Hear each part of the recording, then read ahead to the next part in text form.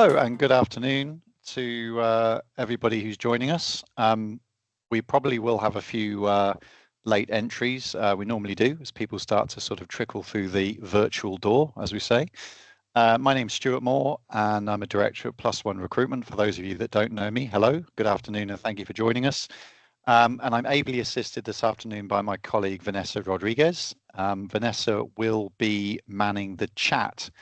So if you do have any questions that you'd like to ask during the presentation, then please pop your questions into the chat and Vanessa will do her best to answer your questions. So if there's anything that she can't answer, then we're happy to take it offline and I can have a chat with you afterwards, or Vanessa can give you a call. We can't unfortunately stop for Q&A during the session because it is quite a tight, compact 30 minutes and it does go like that. But we will have a brief Q&A at the end if anyone wants to stay behind and ask a few questions. A little bit of housekeeping. We will be recording this webinar to pop on our YouTube channel later on this afternoon or tomorrow. Don't worry, if you're brave enough to show your faces, we won't show them on YouTube. We've become very accustomed to this now and we do anonymize everything. So it'll just be a straight recording of the webinar and your identities will remain a closely guarded secret. Okay, so I'm going to crack on with the presentation. Hopefully you can see the slides. Hopefully you can hear me okay. There has been occasions where sound and vision haven't quite connected. So if anyone is having any difficulties right now, please raise your virtual hand and we'll get our minions in the background to run around and hopefully get things fixed. But I can see we don't have any virtual hands at the moment, so I am just going to crack on. So anyway, what are we here to talk about this month? Well, for those of you that kind of follow the job market, and we've of course spoken about some of this before, you'll know that for almost 4 years now, we've had a slowdown in the jobs market. What I mean by that is there have been less opportunities available to candidates, so less jobs being created, essentially. And this sort of started around sort of August, September 2022, so it has almost been 4 years. And over that time, businesses and employment agencies have had to adapt to not only still be able to recruit candidates, but also to be able to find the right candidates. So what we're going to be covering today, as you've seen in the agenda and obviously the meeting details, we're going to be having a look at where the job market is right now. So what's going on out there in the UK. We're going to be talking a little bit about why these things are going on. You know, what is the stuff going on in the economy that is affecting potentially the hiring decisions and the reasons why there's been less jobs available to people. We're going to talk a little bit about how employers are adapting and the potential rise in the use of contractors and temporary staff to sort of mitigate some of the nervousness in the market.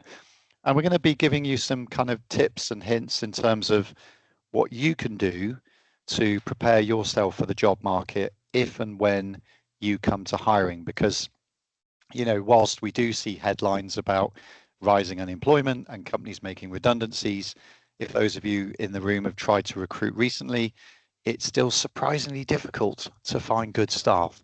So we're going to be covering off why that is, why we think that is, and what the market's telling us, and potentially what you can do to help grease the wheels. So without further ado, you know, if you've been to one of my presentations before, that we do like to start off with a few stats, and I'm not going to disappoint you today. So here are the latest UK job market figures. So as you can see, I'm not going to read these out verbatim, but you can see UK current job vacancy numbers are just over 700,000, which is actually the lowest number of job vacancies available since 2014. So really quite a surprising drop. And I suppose just to put that in some form of context, earlier I mentioned that this slow reduction sort of started around about, you know, August, September 2022. At that point, we were looking at in excess of 1.4 million job vacancies on the market. So you can see quite a, well, it's halved, isn't it? It's literally halved in the last 4 years. Now, I appreciate there was a bit of a boom period after the pandemic where businesses that had held off then needed to hire. But even so, this is the lowest amount of vacancies on the market now since well before that pandemic period. Latest unemployment stat there is just under 5%. That's of active or economically active people. So around 5% are now unemployed. And that means about 75% of the economically active population, that's people within the age range of about 18 to 65, are currently employed. All right, so a few other little caveats around that, and one of the things I mentioned in one of our recent webinars that I recently learned is that unemployment stat doesn't include everybody who is not actively working at this time. It only includes people who are actively job seeking according to the way it's recorded by the government. So in other words, if people are not actively job seeking, they are not included in that stat. Okay, so I think we're probably talking about either long-term unemployed or people maybe working in the gig economy where they're not necessarily on an official payroll as such. They still might be working, but it's not sort of traditional work, so it doesn't show up in the ONS statistics. So what does that mean for the market? Well, as I mentioned in the last slide, we're now sitting slightly below the pre-COVID levels, about 10% below where we were in 2020. So as you saw, 2014, we're around about those levels at the moment. And the way this is measured is KPMG will produce monthly statistics for the recruitment sector, which shows the job market broken down into various different sectors, such as engineering, healthcare, accountancy, and so on. So around 11 of those 18 sectors are showing fewer vacancies year on year. There are some sectors that have been bucking the trend, and I mentioned engineering, that's one of them. Funnily enough, accountancy and finance has fared fairly well. There's still a fairly good demand for finance professionals out there. So if you have tried recruiting in your finance teams, that's probably why you're still not being or seeing an abundance of candidates presented to you. Other growing markets such as IT tech and AI are outperforming at the moment because at the moment there are less available candidates for those jobs than there are vacancies. So there are anomalies, but as you can see in general, most of the other sectors are seeing some form of depression over the past 4 years.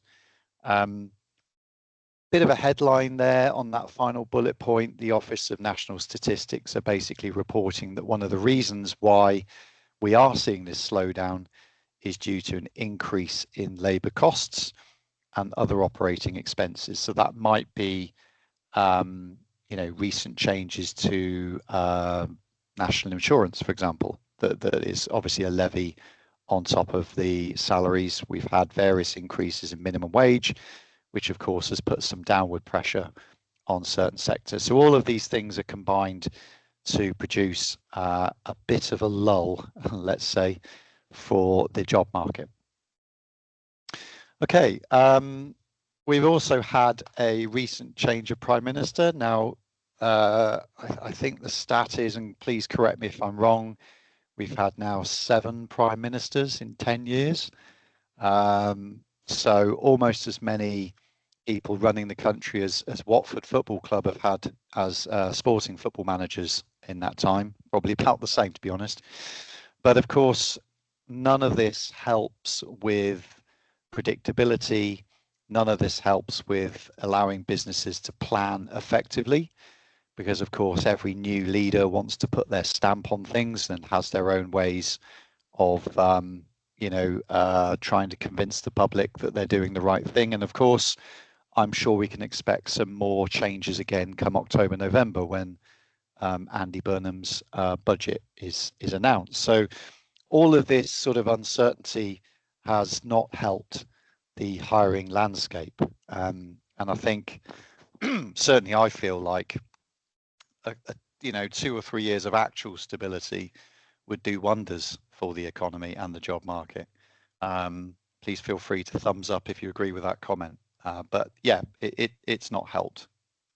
And as you can see, the REC, which is a governing body for recruiters, that's the Recruitment and Employment Confederation, noted that confidence was net 14% or minus 14%. Now, that is, if you imagine a median line, so people sort of average is 50, a minus 14% net shows quite a severe lack of confidence in both hiring and investment during the springtime of this year.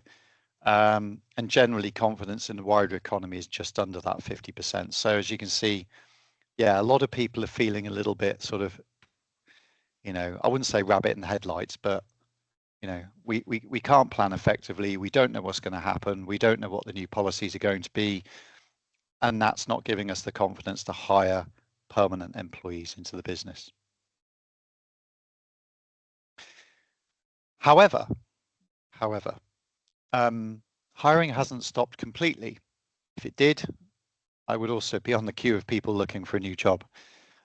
Fortunately, I'm not, because businesses are still hiring. Okay, so what we're also seeing is companies are thinking a little bit harder about the hiring decisions they're making before they push the button and go to market. So there's several reasons for that. Of course, we've spoken about confidence, we've spoken about planning. The other thing we haven't mentioned, which I've covered previously in conversations about AI and automation, is there are everyday new software products being launched to market that might cut certain parts of an individual's job away. And therefore, you know, that admin role that you normally traditionally hire and recruit for and have done for 10 plus years might not be required if you've recently upgraded your systems. So there is a bit of that at play. In fact, I spoke to a candidate only yesterday who was one of about 6 people that were made redundant from a company who just implemented an automated data capture system. Nothing to do with AI. It was just a very sophisticated piece of software that kind of does most of their job for them. So there are elements there where businesses are adapting and they are becoming more self-sufficient and perhaps not needing the traditional roles that they've had for, you know, 10, 20 plus years. And you know, we've seen that over the past decade. So you know, companies aren't recruiting data entry people anymore. Companies aren't recruiting people to do things like filing and archiving, and you know, even receptionists are becoming quite scarce now, reception roles, because a lot of that is generally either absorbed by other parts of the business or can now be automated. And this is something that will no doubt continue. So generally what we're seeing here with the sort of the +9 and the +10% is there is a sort of tentative requirement to hire in the sort of short to medium term, but companies are sort of taking a little bit longer to think about it and to decide, is it the right time? Do we need those persons in situ? But equally strongly, do we need to recruit for that person on a permanent basis? Because what we don't want to do is hire them today, only to mean a redundancy in the next 2 to 3 years. So something that is hot off the press, now that I've said all that, the recent report by the REC that only came into us beginning of this week, actually, or end of last week, shows that after 45 months, the curve of decline has actually started to plateau a little bit. Okay, so we might be starting to see a slowdown of the slowdown. What does that mean? Well, not a huge amount at this stage. It might mean an indicator of a little bit more confidence. I guess now that things have settled down with, recent tax changes and changes to employment law that have been implemented over the past 6 to 12 months, companies are starting to sort of be able to be a little bit more confident. It's far too early to say that there's a recovery at the moment, but we are starting to see a little bit of a flattening out of that reverse bell curve. So fingers crossed that will continue. So what are businesses doing? Ultimately, a lot of jobs don't just go away. If somebody resigns tomorrow, then potentially someone else needs to fill that space. Whilst maybe longer term hiring decisions are being made. And what we are seeing for the fourth consecutive month is a rise in the use of temporary contractors. And along with the permanent job market, this has been in a decline over the past 2 to 3 years. And again, that's mostly down to, budgets. Companies typically lay off contractors before they lay off their own staff. That's kind of always been a thing. But what we're starting to see now is, businesses still need the work to be done. And whilst they're not prepared necessarily to hire somebody on a permanent basis, if they can hire somebody to do that job competently in the interim period, then that is becoming a more attractive option. So we are starting to see over the past few months a rise in temps. And I'm not just talking about, people to do kind of low-level clerical work. We're talking about, serious contractors, professionals, qualified personnel to come in, potentially run an accounts department or to sort out a procurement situation, or to help with, any particular projects within the business that might otherwise be allocated to a permanent member of staff. We're also noticing, and we've noticed this here actually anecdotally, that we're seeing more fixed term contracts in vacancies. So whereas businesses may have hired permanently before, we are getting quite a few vacancies now for 6 to 12-month contracts. So the businesses want them on their books. Fair enough. They want to be in control of the payroll and the employment contracts and that relationship, but they are hedging their bets and they're not necessarily prepared to make that a permanent role until they've seen what happens over the next 6 to 12 months. So again, there's lots of ways you can cut the cake when you're hiring temporary staff. It doesn't have to be, agency staff. It doesn't have to be potentially quite expensive fixed rate or daily rate contractors. There's lots of different ways you can manage this. But what is evident is that companies are looking at temporaries and interims as a good, solid stopgap potentially in the meantime.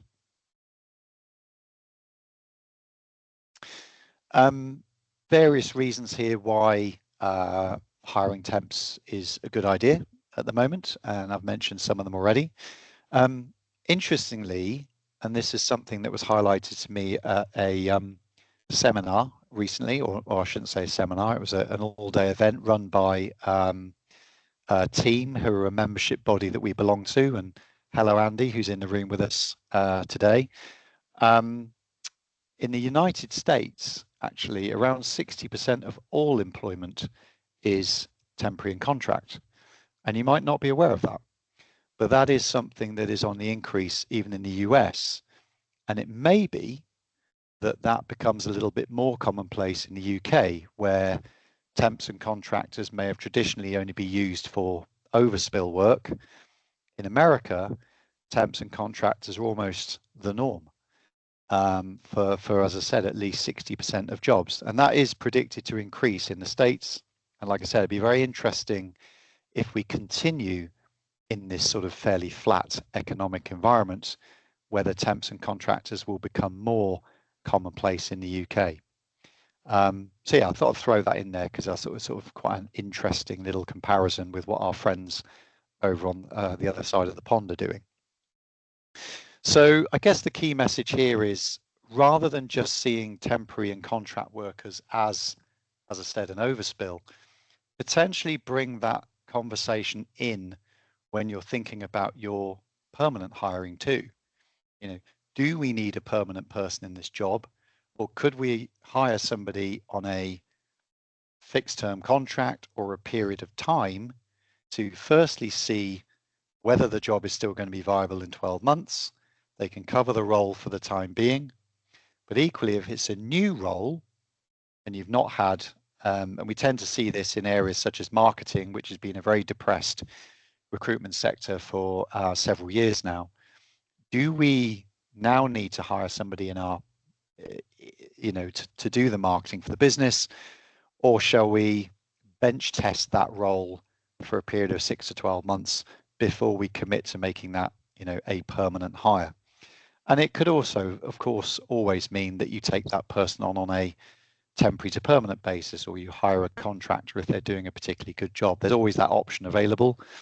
But again, it's a sort of, as someone I knew in DIY always used to say, a measure twice, cut once situation, a chance to try before you buy, let's say. So now we've talked about this before when we talked about recruitment planning, and if you've been on our previous webinars about the difference between proactive hiring and reactive hiring, you'll know that when we're talking about proactive hiring, we're talking about planning for your recruitment over 12 to 18 months. In other words, you're looking at the roles in your business that may traditionally turn over, and therefore spending some time really almost continually recruiting and advertising those in the background, because you know with a fairly strong degree of certainty that those roles are going to come up at some point over the next 12 to 18 months. Whereas reactive hiring is what most businesses tend to fall into, whereas you don't hire for a role until someone hands their notice in, or you decide in the business plan you need to hire for a new position, so you start that straight away, and therefore you're slightly reliant on what's on the market today rather than what may be available over the market over a 3 to 6 month period. I'm happy to have a chat with anyone about that if they want to kind of get a little bit more detail as to what we mean by that. Equally, we've got a YouTube video on our channel where we did that as a webinar about 6 months ago, where we talk about the difference and how to plan for that proactive recruitment piece. But anyway, as it says on this slide, if demand is uncertain, or you've had a really busy quarter, but you're not sure whether the next quarter is going to be quite as busy, and therefore, hiring permanently might put extra strain on your P&L, then temporary recruitment might make more sense. If your cash flow is predictable and your contracts are pretty solid, then there's a stronger argument for a permanent member of staff. So again, this is not about one versus the other. This is about what is the right fit for your business, not just today, but over the next 6 to 12 months. Okay, on a sort of slight digression then, all of this, I don't want to say negativity, but you would think that in a market where you've got 5 million people, not 5 million, what am I talking about? 5% almost of the active population unemployed, you would be forgiven for thinking that it's much easier to find staff in this current market. Well, interestingly, despite there now being statistically 2.5 people for every vacancy in this country, businesses are still finding it difficult to hire the right people. Okay, so whilst candidate availability does continue to rise, there is a difference between hiring for the roles. How do I say this? There's a difference in hiring for the roles and the people you want against what is available on the market. I'm not sure I phrased that very well, but it means that, yeah, whilst the labour market is still a little bit tight and you might have a greater choice of candidates, what most employers are finding, and certainly reporting back to us when they're trying to hire directly, is they're getting an increase in candidate numbers. And that is also due to, firstly, how easy it is now for candidates to apply for roles, because most job boards allow one-click apply. But secondly, just how many candidates are now using AI to help them to automate their application process. Employers are not still necessarily getting the right skills. Okay, so it's a slight misnomer to think that just because there's more people on the market, it's going to be easier to hire. Obviously, it does depend on the role. And I would say right now, today, if you were to hire for a, let's say, mid-range, 30 to 40,000 pound a year clerical administrative role, you probably don't need us. Okay, you'll be inundated with candidates. I suppose your biggest challenge will be dealing with the volume, and therefore you might still need us, but you won't struggle for headcount. You won't struggle for CV numbers. You will get inundated with candidates. If, however, you're looking to recruit a technical role and you're looking for a very specific set of skills, the chances are so is everybody else. And therefore, whilst you may get applicants, those applicants are still getting snapped up super quick. Therefore, you need to be fairly quick with your recruitment process. But secondly, you might still need the help of a recruiter to get to those people who aren't actively looking for work, but who might be the right people for your vacancies. So that's not necessarily a shameless plug, but it's just food for thought, again, when you're doing your recruitment planning. So just a couple of final slides here as we wrap up. Wage growth has been fairly static over the last couple of years. Interestingly, so far this year, wage growth is sitting at around about 3.7%. And again, that's, there we go, ONS 3.5%, apologies, slightly out, but that's the sort of average increases that people are finding across the board at the moment for this year. That may change when those stats are reviewed again at the beginning of next year, because of course, that only goes up to the halfway point of 2026. So just to wrap up then, so effectively, we're not talking about whether you hire or whether you don't hire. What good businesses are doing is they're adapting their strategy to look at flexible hiring, not just deciding, do we hire permanently or do we put a hold on things and allow those jobs to be absorbed by other members of staff? And I do have to say on that note, actually, one of the big reasons that people do come to us to register to leave their current jobs is quite often workload pressure. So we are speaking to lots of people at the moment who are saying to us that over the past couple of years, people have left the business. They're now doing the work of 3 people, and it's not sustainable, and it's causing them undue stress. So again, at the risk of losing good people from your business, I would suggest when you're reviewing this, are there gaps that could be plugged either by people from other departments or by temporary contractors in the short term? Okay, so you're getting the balance between maximizing your human resource output, between also retaining the good people and not losing them because they feel as though they're being taken advantage of, or that the business is just saving money rather than necessarily looking after the workers that are still there carrying the weight, so to speak.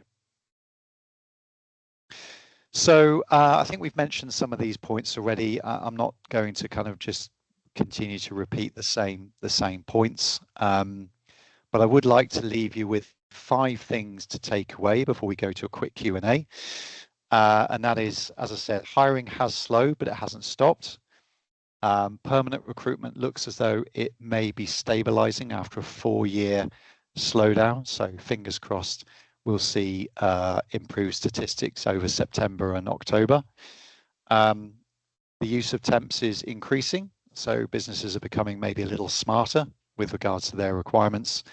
Candidate availability has increased, but not necessarily for highly skilled roles. and flexibility is becoming increasingly important for all the reasons that we've outlined. A final piece there, businesses that benefit most from the change in market won't necessarily be those who recruit more, they'll be those that recruit more intelligently. So thank you very much for listening. What have we got coming up next time? Well, next time, talking of recruiting great people, we're going to be talking about how to actually spot and hire a great candidate.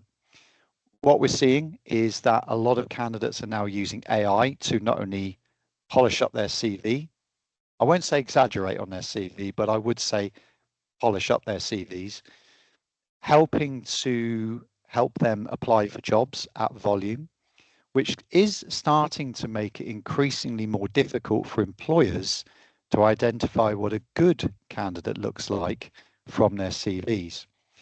Candidates as well are also getting a little bit more help from AI programs and other external sources in how to present themselves in an interview.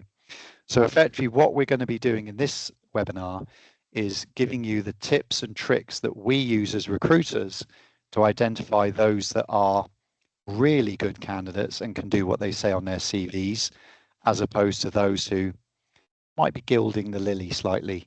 And yeah, how do we stop those people getting through our recruitment process? So if that's of interest to you, or maybe some of your line managers, then you can book now on our website. We'd love to see you there. That'll be about a 45-minute webinar. We're going to extend it a little bit because it'll become a little bit more interactive with people that join. So it's not just me waffling for 30 minutes. Okay, that's the end of the show.